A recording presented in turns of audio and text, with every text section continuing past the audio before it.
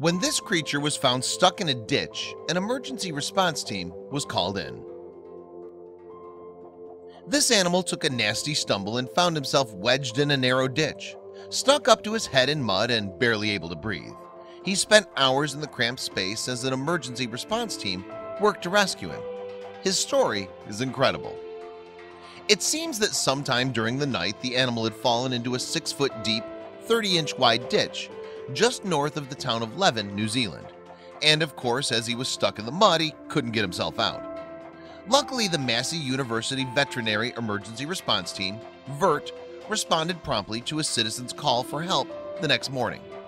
VERT members, after all, undergo intense training and have seen all sorts of animal emergencies. Haley Squance, leader of the VERT team, had said, "If a large animal is trapped, you do not try to rescue it on your own. It requires a multidisciplinary response." And the large animal in question, a thoroughbred gelding, did indeed require the efforts of multiple parties to free him. Certainly the horse was stuck in such a tight space that rescuers could not attach straps to pull him out right away. Interestingly, it turned out that this particular horse had not only been ridden for pleasure, but also in equestrian competitions that include dressage, cross-country, and show jumping. In fact, Squance told the Daily Mail that a gate had been left open, which is why this purebred found himself in deep trouble. Upon discovering the stuck thoroughbred in the morning of May 10, 2016, then, the owners called vet Richard Munn from Horohenwa Vets in Levin. Munn was familiar with the VERT team and he reached out to them for help. Luckily, the rescue team had experience with horses stuck in mud. Plus, the Massey University team has 12 members at the ready for animal emergencies. This group includes vets, vet technicians, and even 2 members of the Humane Rescue Team. So the team arrived promptly at the scene at 9 a.m. to find that a neighbor and a vet had been helping support the horse's head. The tired animal could do little else but wait.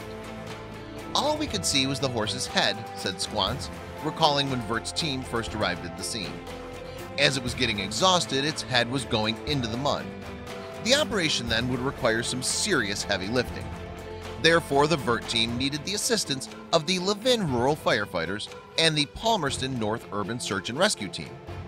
First, rescuers placed a cushion beneath the horse's head to help him breathe more easily. Then, after evaluating the situation, they realized that they would have to dig the horse out of this predicament. They borrowed a small digger from a neighbor, but it proved insufficient. So the next move was calling a contracting company to get access to a larger digger. With that done, the following 4-hour procedure saw digger operator Scott Stratton carefully widening the ditch around the horse. A tarp was also placed over the horse to protect him from loose dirt, and Stratton stopped frequently so other emergency crew could evaluate the safety of the sides of the ditch for any imminent signs of collapse. Squance likened the situation to a grenade with a pin pulled out in a contained space. She also said that it was one of the most difficult rescues VERT has had since it started out in 2010. The VERT team, though, is top-notch, and in addition to advanced training for their members, the response team also hosts emergency rescue workshops. So, after about 5 hours, rescuers finally managed to position straps around the chest, abdomen, and rear of the agitated animal.